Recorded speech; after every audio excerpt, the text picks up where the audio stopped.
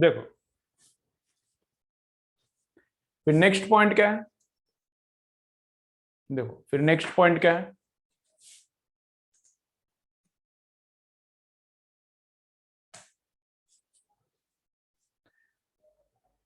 Frames of reference. फिर next point क्या है, न्यूटन्स थर्ड लॉ के बाद देखने का है फ्रेम्स ऑफ रेफरेंस, और फिर उसमें ही आता है सूडो फोर्स, फिर सूडो फोर्स क्या है वो भी देखने का है। तो फ्रेम्स ऑफ रेफरेंस कौन से टाइप्स का है, तो फ्रेम्स रहता है, फ्रेम्स रहता है, एक तो रहता है इनर्शियल फ्रेम और दूसरा रहता है नॉन इनर्शियल फ्रेम। फ्रेम्स दो टाइप का रहता है, एक रहता है इनर्शियल फ्रेम और दूसरा रहता है नॉन इनर्शियल फ्रेम। फ्रेम्स किसके लिए डिफाइन किया है, फ्रेम्स डिफाइन किया है ऑब्जर्वर के लिए। फ्रेम्स किसके लिए डिफाइन किया है, फ्रेम्स हम लोगों ने डिफाइन किया है ऑब्जर्वर के लिए। ठीक है, तो मैं बोलता हूं ये इसका मतलब क्या है, ये भी बोलता हूं। एक्सेलरेशन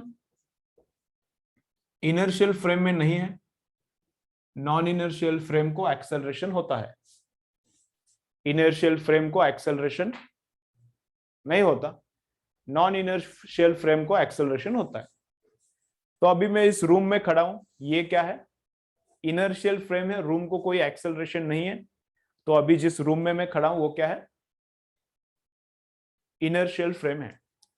अगर मैं कार में बैठा हूं और कार आगे जा रहा है with constant velocity, if I am inside a car and car is going with constant velocity, then वो भी इनर्शियल फ्रेम है। If I am inside car and car is accelerating, car को एक्सेलरेशन है, then I am in non inertial frame. समझ रहे हैं, अगर मैं रुका हुआ हूं, स्टेशनरी हूं, जैसा कि अभी इस रूम में हूं, मैं स्टेशनरी हूं, इनर्शियल है। कार में हूं, कांस्टेंट वेलोसिटी है, इनर्शियल है। कार में हूं, एक्सेलरेशन है, तो ही नॉन इनर्शियल। तो नॉन इनर्शियल मतलब एक्सेलरेशन है तो नॉन इनर्शियल, नहीं तो इनर्शियल। ठीक है,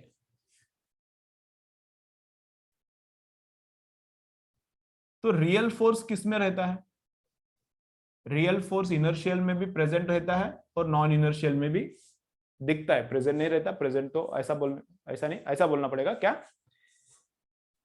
रियल फोर्स, ये दिखता है कि नहीं इधर,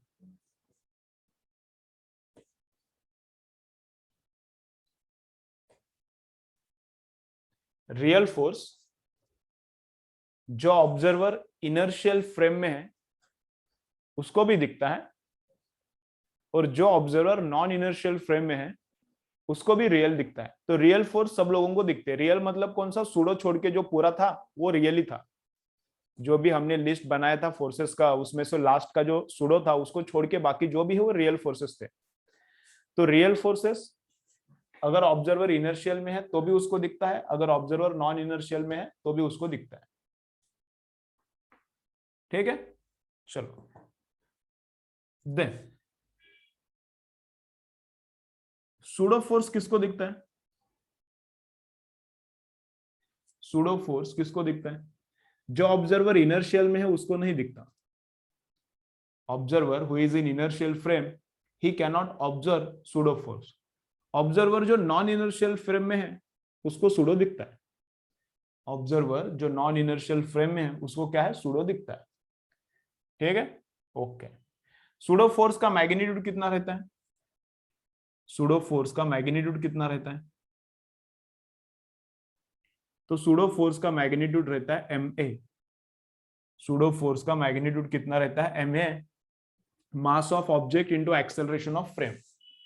सूडो फोर्स का मैग्नीट्यूड कितना रहता है, mass of object and acceleration of frame. ठीक है, अब जिन लोगों को चैप्टर ऑलरेडी हुआ है उन लोगों को ये समझ में आ जाएगा मैंने क्या बोला है, लेकिन जिन लोगों को चैप्टर नहीं हुआ उन लोगों को ये फ्रेम्स थोड़ा समझ में नहीं आएगा। तो इसको क्या करो तुम लोग, थोड़ा बाद में करो, इसको अभी अंडरस्टैंड करने का ट्राई मत करो, थोड़ा सा अलग पार्ट है। तो जिन लोगों को ऑलरेडी हुआ है उन लोगों को ये समझ में आ जाएगा, जिन लोगों को चैप्टर नहीं हुआ उन लोगों को थोड़ा सा अलग लगेगा, डिफिकल्ट लगेगा, कुछ समझ में नहीं आएगा, तो छोड़ो उसको, बाद में करो तुम लोग, ठीक है। अभी जो मैं बोल रहा हूँ वो समझना चाहिए, लेकिन अभी जो मैं बोल रहा हूँ वो क्या है समझना चाहिए, उसमें ये भी थोड़ा सा बोलता हूँ, देखो क्या समझता है। तो सूडो फोर्स का मैग्नीट्यूड कितना रहता है, ma। सूडो फोर्स का, ठीक है तुम, सूडो फोर्स का मैग्नीट्यूड कितना रहता है, ma। ठीक, कैसे काम करता है दिखाता हूं।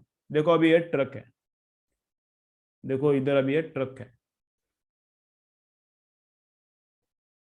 और ये ट्रक इधर जा रहा है, ट्रक के ऊपर इधर है ऑब्जेक्ट, ऑब्जेक्ट है 4 किलो का,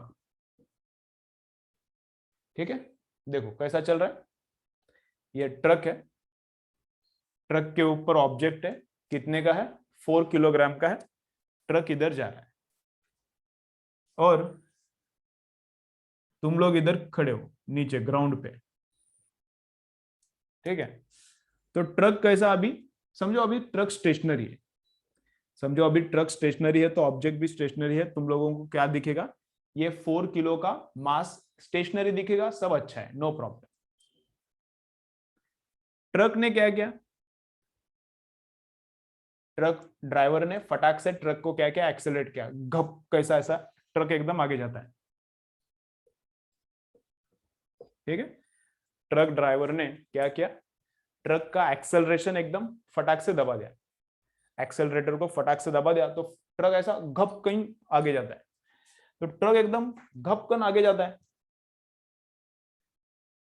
और ये जो सरफेस है नीचे का, ट्रक का ये नीचे का सरफेस एंड ब्लॉक के बीच में कुछ भी फ्रिक्शन नहीं है, तो ट्रक अगर घप से आगे जाता है तो ऑब्जेक्ट किधर जाएगा, ऑब्जेक्ट पीछे जाएगा। समझ में आ रहा है क्या, देखो अभी बस में तुम लोग खड़े हो, बस में तुम लोग खड़े हो और बस अचानक से चालू होता है, लाल डब्बा, लाल डब्बे में एक्सपीरियंस एकदम मस्त आता है, ठीक है। तो लाल डब्बे में तुम लोग बैठे हो और लाल डब्बा रुका हुआ है और अचानक से स्टार्ट हो गया घपकन, तो कैसा लगता है, डब्बा आगे जाता है और हम लोगों को क्या क्या लगता है कि पीछे कोई तो फोर्स लगा रहा है, डब्बा क्या होता है, हाँ लाल परी, लाल, तुम लोग जो बोलना है बोलो, मैं उसको लाल डब्बा बोलता हूँ। तो लाल डब्बा, लाल डब्बा एकदम घपकन आगे गया, तो कैसा लगता है, बैकवर्ड डायरेक्शन में फोर्स लगता है, वो सूडो फोर्स है। कोई फोर्स लगा रहा है क्या मुझ पे, लाल डब्बे के अंदर डब्बा आगे जा रहा है, तो मुझे लगता है कि कोई तो मुझे पीछे पुश कर रहा है, एक्चुअली कोई नहीं कर रहा, तो मुझे तो फील होता है ना, लेकिन तो वो रहता है सूडो फोर्स। सूडो मतलब खोटा खोटा, वर्चुअल लगता है लेकिन रहता नहीं।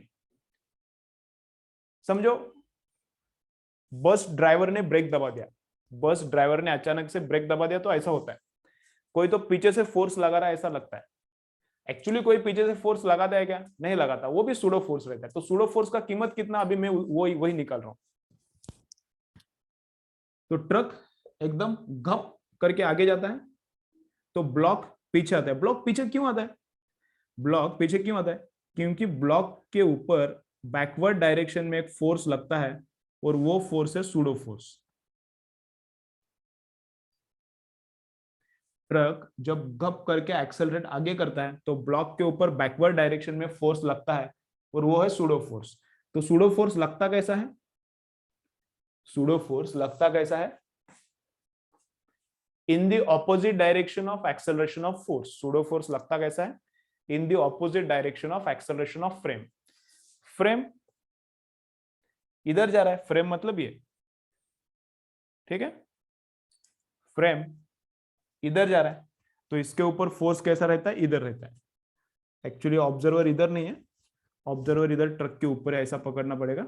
अब वो छोड़ो, ऑब्जर्वर का मैं बोलता नहीं डिटेल में, जिन लोगों को चैप्टर हुआ नहीं उन लोगों को थोड़ा सा समझ में नहीं आएगा, मैं बस सूडो बोलता हूँ आगे जाने का, ठीक है। ऑब्जर्वर इधर है ट्रक के ऊपर, जिन लोगों को चैप्टर पता है उन लोगों के लिए बोल रहा हूँ मैं। ऑब्जर्वर इधर ट्रक के ऊपर है, इधर है तो उसको सूडो नहीं दिखेगा, ऑब्जर्वर इधर ऊपर है तो उसको सूडो दिखता है, ठीक है। छोड़ो, जिनको नहीं हुआ वो लोग ऑब्जर्वर के बारे में सोचो मत। तो क्या है, देखो अभी ट्रक क्या है, अचानक से आगे जाता है गप करके, तो एक्सेलरेशन आगे है ट्रक का, तो इसके ऊपर जो फोर्स लगता है सूडो फोर्स, वो बैकवर्ड डायरेक्शन में है, कितना फोर्स लगता है, एम ए। तो इसके ऊपर कितना फोर्स लगता है ma। तो इसका मास कितना है 4 किलो। इसका मास लेने का ऑब्जेक्ट का, ट्रक का नहीं लेने का, मास लेने का ऑब्जेक्ट का, और एक्सेलरेशन लेने का ट्रक का। मास किसका लेने का ऑब्जेक्ट का, और एक्सेलरेशन किसका लेने का फ्रेम का, ट्रक का। तो ट्रक का एक्सेलरेशन 2 है एंड इसका मास 4 × 2। तो इसको क्या लगेगा, इसके ऊपर कोई लगा नहीं रहा, इसको लगता है बस, इसके ऊपर कोई फोर्स लगा नहीं रहा, इसको लगता है कि इसके ऊपर कोई तो बैकवर्ड डायरेक्शन में फोर्स लगा रहा है 8 न्यूटन का। ट्रक घप से आगे जाता है तो ये पीछे जाता है, ट्रक घप करके आगे जाता है तो ये पीछे जाता है। तो इसको क्या लगता है, कोई तो मुझे इसके ऊपर फोर्स लगा रहा है। तो कितना फोर्स लगा रहा है इसका, ऐसा इसको लगता है कि 8 न्यूटन कोई तो लगा रहा है। तो ये है सूडो फोर्स। तो सूडो फोर्स कितना रहता है ma। सूडो फोर्स कितना रहता है ma, मास किसका, ऑब्जेक्ट का, कि जिसपे सूडो फोर्स लग रहा है। एक्सेलरेशन किसका, फ्रेम का। और डायरेक्शन कैसा, जिधर फ्रेम एक्सेलरेट कर रहा है फोर्स का डायरेक्शन उल्टा रहता है। ट्रक आगे जाता है घप से तो इसके ऊपर फोर्स लगता है बैकवर्ड डायरेक्शन में। तो यह है सूडो फोर्स। ठीक है, ओके। फिर नेक्स्ट पार्ट आता है इंपल्स। जिन लोगों को चैप्टर नहीं हुआ उन लोगों को सूडो थोड़ा सा डिफिकल्ट लगेगा। तो सूडो के लिए तुम लोगों को थोड़ा बड़ा लेक्चर्स देखना पड़ेगा, प्रॉपर लेक्चर्स देखना पड़ेगा। रिवीजन में सूडो थोड़ा सा क्लियर नहीं होगा। ओके चलो, तो नेक्स्ट वन है इंपल्स। नेक्स्ट कंसेप्ट क्या है, फ्रेम के बाद, सूडो फोर्स के एग्जांपल के बाद नेक्स्ट पॉइंट है इंपल्स।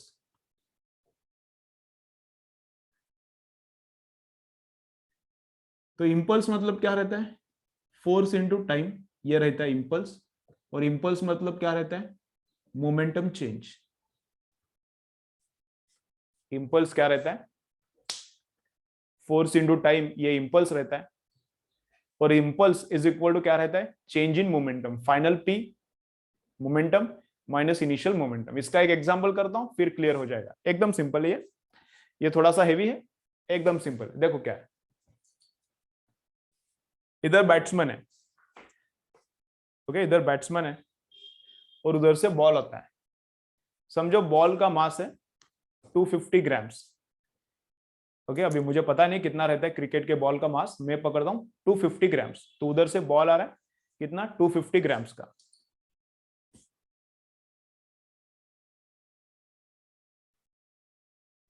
टू 250 ग्राम्स मतलब 0.25 kg।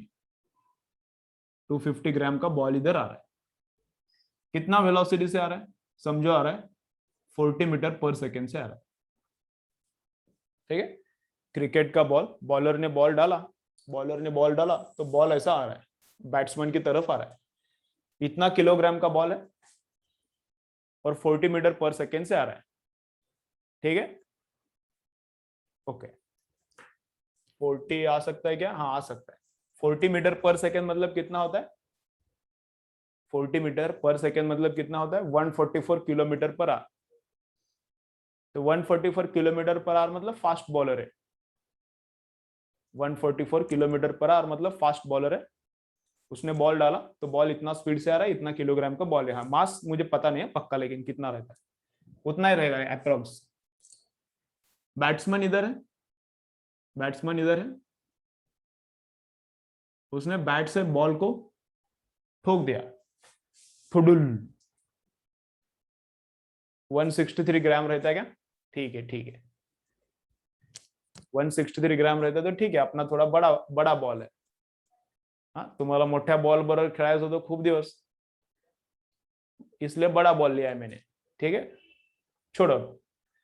तो इधर तो क्या है, तो क्रिकेटर ने,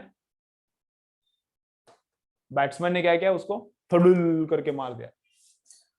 तो बैट के साथ बॉल कितने टाइम के लिए कांटेक्ट में था, 0.5 सेकेंड्स के लिए। बैट के साथ बॉल, हॉलीबॉल नहीं रे, थोड़ा साच मोठा बॉल है, हॉलीबॉल पाहिजे का तुला, थांब ना, हॉलीबॉल नहीं, थोड़ा साच मोठा बॉल है। कंसेप्ट क्लियर करो, बॉल बॉल करत बसले रे। चलो इधर देखो, तो इधर क्या है, बैट है। बैट्समैन ने बॉल को थुडुल करके मार दिया। बैट बॉल के साथ कितना टाइम कांटेक्ट में था? बैट बॉल के साथ कांटेक्ट में था 0.5 सेकेंड्स के लिए। ठीक है, अच्छा है।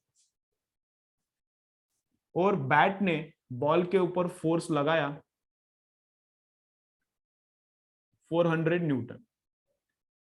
400 से काम होगा क्या? 1000 लगाएंगे, 1000 न्यूटन। ठीक है, बैट ने बॉल के ऊपर, बैट्समैन ने जब बॉल को थड़ल करके मार दिया तो फोर्स कितना लगाया?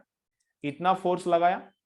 और कितने टाइम के लिए? एकदम शॉर्ट टाइम के लिए, 0.5 सेकेंड्स के लिए फोर्स लगाया। तो बैट ने बॉल के ऊपर फोर्स लगाया, एकदम थोड़े से टाइम के लिए लगाया, तो बॉल धुड़ुल उस डायरेक्शन में पीछे गया। बॉल इधर आता है, बैट्समैन ने उसको ठोकने के बाद बॉल वापस उधर जाता है। तो बॉल का जाने वाला वेलोसिटी कितना है? बॉल का आने वाला वेलोसिटी 40 है, तो बॉल का दूर जाने वाला वेलोसिटी कितना है वो निकालने का है। ठीक है, ओके। तो कैसा करने का?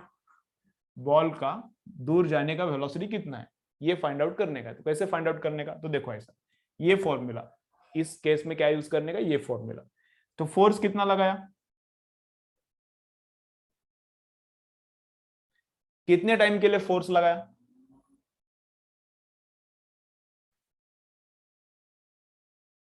तो force into time is equal to momentum change. Finally ball का कितना मोमेंटम हो गया? Final momentum. और इनिशियली कितना मोमेंटम था बॉल का? तो मास को मैंने बाहर निकाल दिया, रहने दो मास को उधर ही। मास कितना है बॉल का? 0.25।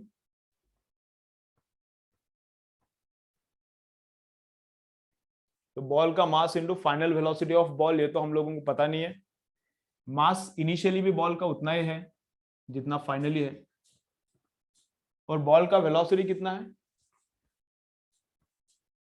बॉल का वेलोसिटी कितना है? बॉल इधर आ रहा है, तो इसको मैं पकड़ता हूं -40। बॉल इधर आ रहा है, तो इस डायरेक्शन का वेलोसिटी मैं पकड़ता हूं माइनस, तो उस डायरेक्शन का वेलोसिटी प्लस है। तो इस डायरेक्शन का मैं वेलोसिटी पकड़ता हूं -40। तो यहां पे पुट करता हूं -40। इधर का वेलोसिटी माइनस पकड़ रहा हूं मैं, तो उधर का प्लस हो जाएगा। तो ये वेलोसिटी जो है उसको मैं माइनस पुट करूंगा। वही डायरेक्शन रहता है, मोमेंटम को डायरेक्शन रहता है, याद रखो। मोमेंटम को डायरेक्शन रहता है, वेलोसिटी को भी रहता है, मोमेंटम को भी रहता है। तो इस डायरेक्शन का मोमेंटम में माइनस पकड़ रहा हूं, तो ये माइनस, यहाँ का वेलोसिटी माइनस, और ये माइनस प्लस हो जाएगा। इसको सॉल्व करो और V2 निकालो, कितना आता है देखो। इसको सॉल्व करने का और V2 निकालने का कितना आता है देखने का। तो ये V2 है वेलोसिटी ऑफ बॉल फाइनली। इसको सॉल्व करने के बाद जो भी आएगा वेलोसिटी ये, तो ये V2 है वेलोसिटी ऑफ बॉल फाइनली। ठीक है, तो कितना आता है वो? कितना आता है? छोड़ो, अभी इसके नीचे लिखने के लिए अपने पास जगह नहीं है। इसका स्क्रीनशॉट ले लो, आगे जाएंगे फिर। चलो इसका स्क्रीनशॉट ले लो, कैलकुलेशंस करो, बाद में आगे जाएंगे। चला लिहून गया, चलो लिखो। लिखो ने स्क्रीनशॉट ले लो और एक बार रीड करो। स्क्रीनशॉट घ्या आणि एकदा परत रीड करा सगळं।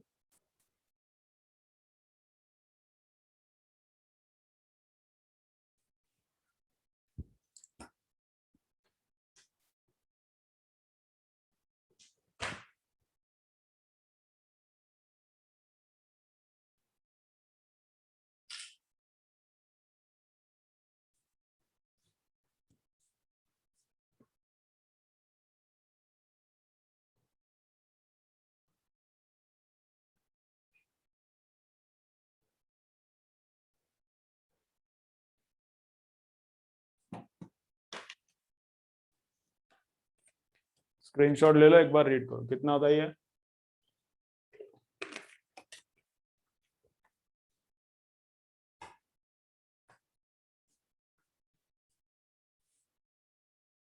चला झालं की मला डन पाठवा, नेक्स्ट पार्ट चालू करेंगे। अभी रॉकेट देखने का है। चलो झालं की मला डन पाठवा, नेक्स्ट पार्ट बघू। रॉकेट बघायचा था। 196 आ रहा है क्या? ठीक है, चलो ये वेलोसिटी शायद 196 आ रहा। तो बॉल कितना वेलोसिटी से जाएगा? आएगा 40 से, ये प्लस आया वेलोसिटी, कैलकुलेशन करने के बाद वेलोसिटी प्लस आ रहा है मतलब जाएगा, है ना। बॉल आया 40 से, आने वाला वेलोसिटी हम लोगों ने माइनस पकड़ा है, तो आंसर 196 समझो अगर आ रहा है, एक कमेंट आया है वैसा 196 समझो अगर आंसर है, तो बॉल जा रहा है विद 196 मीटर पर सेकेंड वेलोसिटी से, प्लस आया मतलब जा रहा है। चला स्क्रीनशॉट घ्या, एकदा रीड करा, पुढचा पार्ट बघू.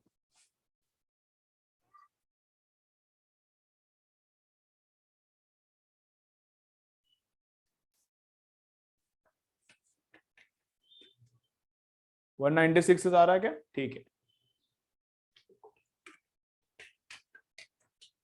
हो गया. नेक्स्ट क्या है? नेक्स्ट देखने का रॉकेट, और रॉकेट के बाद देखेंगे कनेक्टेड बॉडीज. नेक्स्ट पार्ट क्या देखेंगे? रॉकेट, और रॉकेट के बाद फिर चालू करेंगे कनेक्टेड बॉडीज.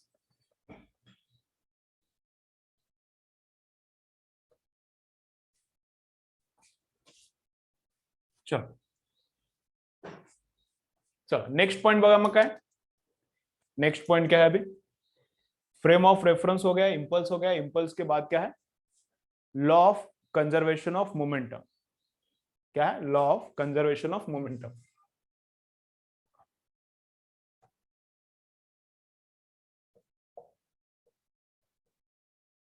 ठीक है, ओके.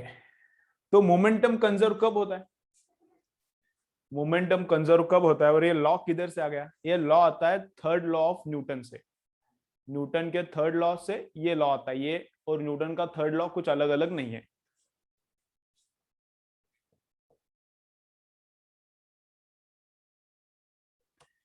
तो कंजर्वेशन ऑफ मोमेंटम क्या बोलता है? कंजर्वेशन ऑफ मोमेंटम बोलता है initial momentum is equal to final momentum. Conservation of momentum, ये लॉ क्या बोलता है? Initial momentum is equal to final momentum, अगर बाहर का फोर्स नहीं है तो.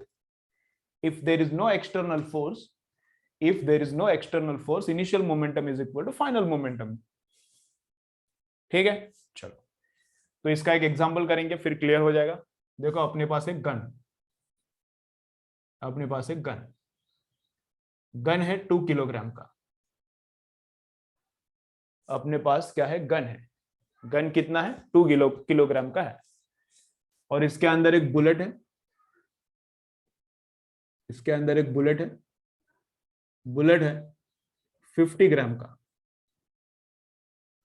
ठीक है, तो बुलेट है 50 ग्राम का और गन है 2 किलोग्राम का. यहां पे ट्रिगर है, ट्रिगर दबा दिया, बुलेट बाहर आता है डिस्क्याऊं करके. तो बुलेट जाता है, बुलेट जाता है 400 मीटर पर सेकेंड से. गन फायर किया तो बुलेट आगे जाता है 400 मीटर पर सेकेंड से. जब बुलेट आगे जाता है गन पीछे आता है. जब बुलेट आगे जाता है गन पीछे आता है. क्यों? मोमेंटम कंजर्व करने के लिए ऐसा होता है. ऐसा क्यों होता है? This happens to conserve momentum. तो जितना मोमेंटम बुलेट का आगे है उतना ही मोमेंटम गन का पीछे रहता है. ठीक है, तो कैसे करने का इसको सॉल्व? तो क्या फाइंड आउट करना है? Find out recoil velocity of gun. Recoil मतलब पीछे आने का वेलोसिटी, गन का पीछे आने का वेलोसिटी फाइंड आउट करने का. तो गन को ऐसा शूट किया, तो गन को ऐसा 2 हैंड से क्यों पकड़ दे? क्योंकि जब बुलेट आगे जाता है गन पीछे आता है, धुड़ धुड़ धुड़ धुड़, ऐसा गन पीछे आते रहता है. बुलेट जब आगे जाता है गन क्या होता है? पीछे आता है, धुड़ धुड़ धुड़ धुड़ धुड़, ऐसा. इसलिए गन को क्या पकड़ना पड़ता है? एकदम फॉर्मली पकड़ना पड़ता है. तो गन का पीछे आने का वेलोसिटी कितना है वो अभी हम लोग फाइंड आउट कर रहे हैं. चलो तो कैसे करने का? देखो ऐसा है, तो कैसा है? इनिशियल मोमेंटम कितना है? 0 है. इनिशियल मोमेंटम कितना है? 0 है. गन भी रुका हुआ है एंड उसके अंदर जो बुलेट है वो भी स्टेशनरी है. गन स्टेशनरी है और उसके अंदर जो बुलेट है वो भी स्टेशनरी है. तो सब लोगों का मोमेंटम कितना है? 0 है. मास इंटू वेलोसिटी, वेलोसिटी 0 है, तो गन का भी मोमेंटम 0, बुलेट का भी मोमेंटम 0. फाइनली गन पीछे आता है विथ वेलोसिटी vg. तो mass of gun into velocity of gun plus mass of bullet into velocity of bullet. तो ये इनिशियल मोमेंटम है, ये फाइनल मोमेंटम है। इनिशियल 0 है तो फाइनल मोमेंटम भी 0 चाहिए। मास इंटू वेलोसिटी, ये रहता है मोमेंटम। चलो, तो गन का मास कितना है? तो गन का मास है 2 किलोग्राम। गन का वेलोसिटी कितना, वही तो निकालने का है। प्लस बुलेट का मास कितना है? 50 ग्राम, मतलब 0.05। बुलेट का मास कितना है? 50 ग्राम। तो बुलेट का मास 50 ग्राम है, तो उसका मास कितना? 0.05 किलोग्राम में। इनटू बुलेट का वेलोसिटी कितना है? 400। तो इस डायरेक्शन का वेलोसिटी प्लस पकड़ेंगे, इस डायरेक्शन का वेलोसिटी प्लस पकड़ेंगे, तो ये ऐसा आ रहा। ठीक है, तो 2g इज इक्वल टू, इसको मैं इधर भेजता हूं तो माइनस हो जाएगा 2g, ऐसा ही। और इसको मैं इधर भेजता हूं तो माइनस हो जाएगा। तो मल्टीप्लीकेशन करने के बाद कितना? 0, ये आता है -20। तो g कितना आता है? -10 मीटर पर सेकेंड। जी नहीं, vg।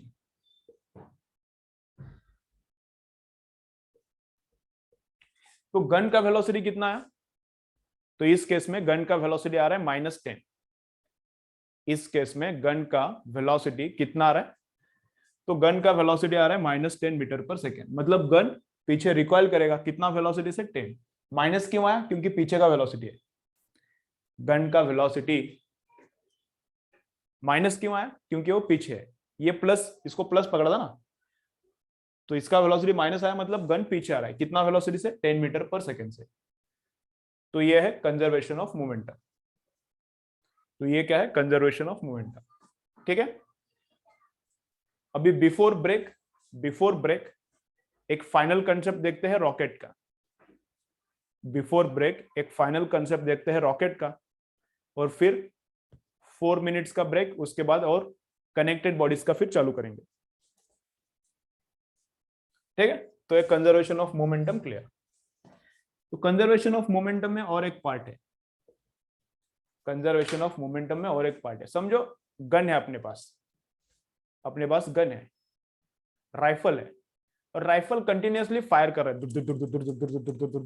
राइफल कंटिन्यूअसली फायर कर रहा है। कितना बुलेट्स फायर कर रहा है? तो राइफल फायर कर रहा है n बुलेट्स पर सेकेंड। अपने पास राइफल है और राइफल कंटिन्यूअसली फायर कर रहा है, दूर। और राइफल कितना बुलेट्स फायर कर रहा है? n बुलेट्स पर सेकेंड फायर कर रहा है। हर एक बुलेट का मास कितना है?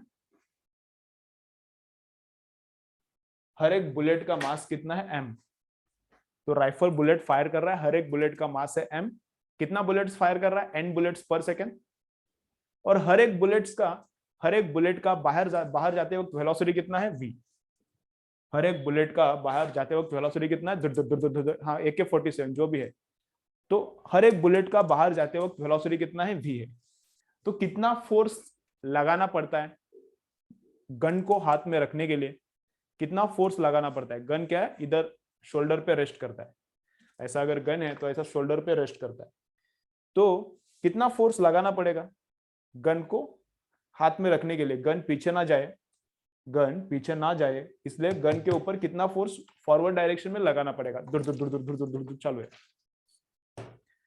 तो force required is equal to mnv। Force required कितना आता है? इस लॉ से ही आता है ये फॉर्मूला। कितना आता है force required? mnv, mass of one bullet, number of bullets पर सेकेंड, धर धर धर धर धर धर, और वेलोसिटी ऑफ ईच बुलेट। तो ये है, इतना फोर्स राइफल के ऊपर लगाना पड़ता है। नेक्स्ट है रॉकेट। नेक्स्ट क्या है?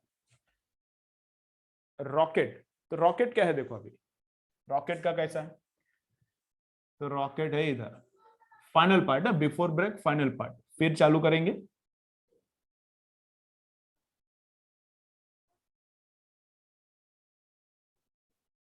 कनेक्टेड बॉडीज का।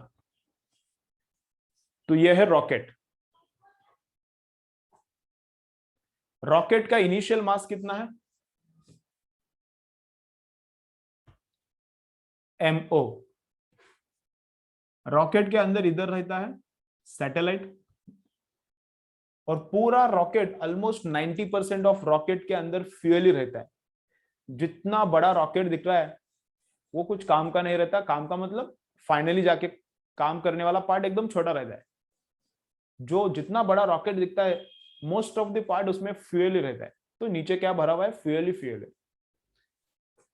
नीचे क्या है? फ्यूल ही फ्यूल है।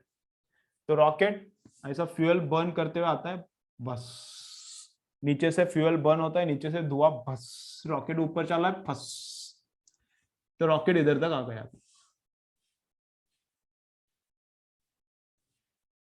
रॉकेट से नीचे से धुआं निकल रहा है, बस रॉकेट ऊपर, फस। तो रॉकेट का कुछ टाइम के बाद, रॉकेट का टी टाइम के बाद मास कितना हो गया है? तो m। उसका वेलोसिटी कितना हो गया है? v। पीछे से जो गैस निकल रहा है उसका वेलोसिटी कितना है? u। पीछे से जो गैस निकल रहा है उसका वेलोसिटी कितना है? u। ये क्या है? Initial mass. ये क्या है? अब कितना मास हो गया। ये क्या है? अब रॉकेट का कितना वेलोसिटी हो गया। ठीक है। और जो अंदर फ्यूल है वो बर्न हो रहा है। अंदर जो फ्यूल है वो बर्न हो रहा है, उसका गैस बन रहा है, उसका धुआं बन रहा है और नीचे से निकल रहा है। तो फ्यूल का बर्न होने का रेट कितना है? पर सेकेंड कितना फ्यूल बर्न हो रहा है? तो वो रहता है dm/dt।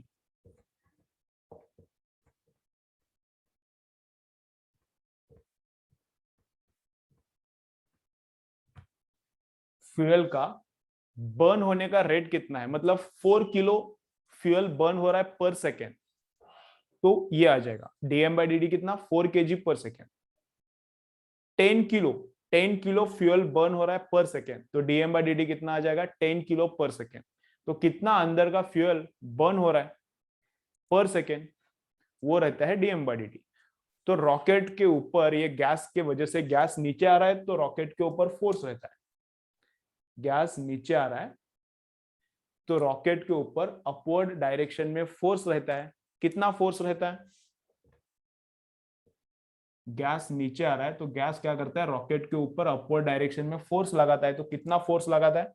तो फोर्स ऑन रॉकेट का ये फॉर्मूला है, velocity of gas minus into dm/dt। ये है वेलोसिटी नीचे से जो गैस आ रहा है उसका। तो ये है force on the gas and यही है फोर्स ऑन द रॉकेट। दोनों सेम रहता है क्योंकि इक्वल एंड ऑपोजिट रिएक्शन। तो रॉकेट के ऊपर फोर्स कितना? ये फॉर्मूला। गैस के भी ऊपर फोर्स कितना? यही फॉर्मूला। ठीक है। तो this is force on the rocket. Acceleration of rocket कितना है? रॉकेट का अपवर्ड जाने का एक्सेलरेशन कितना है? तो फोर्स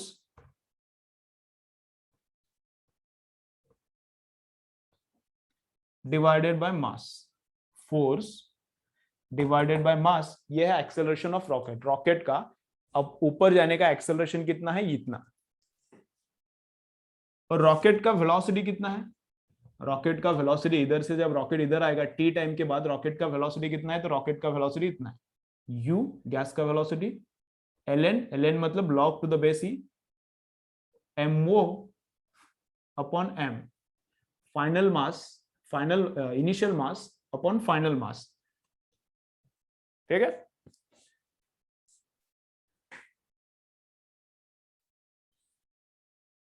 तो ये है force on the rocket. Gas नीचे से आ रहा है तो रॉकेट के ऊपर फोर्स कितना रहता है? इतना। रॉकेट का एक्सेलरेशन कितना रहता है? इतना। और रॉकेट का वेलोसिटी कितना होता है? इतना। ठीक है। ओके। अगर ग्रेविटी को कंसीडर नहीं किया तो, ग्रेविटी को कंसीडर किया तो क्या होता है? यहां पे एक एक्स्ट्रा आता है -g और यहां पे एक एक्स्ट्रा आता है -gt। तो इसको ब्रैकेट में करता हूं मैं। ग्रेविटी को कंसीडर किया तो this minus this acceleration. Gravity को कंसीडर किया तो वेलोसिटी कितना होता है? This minus this. ठीक है। रॉकेट खत्म। तो इसका स्क्रीनशॉट ले लो, इसका स्क्रीनशॉट ले लो। रॉकेट खत्म। और इसके बाद क्या करेंगे? 4 मिनट्स का ब्रेक और फिर कनेक्टेड बॉडीज चालू करेंगे।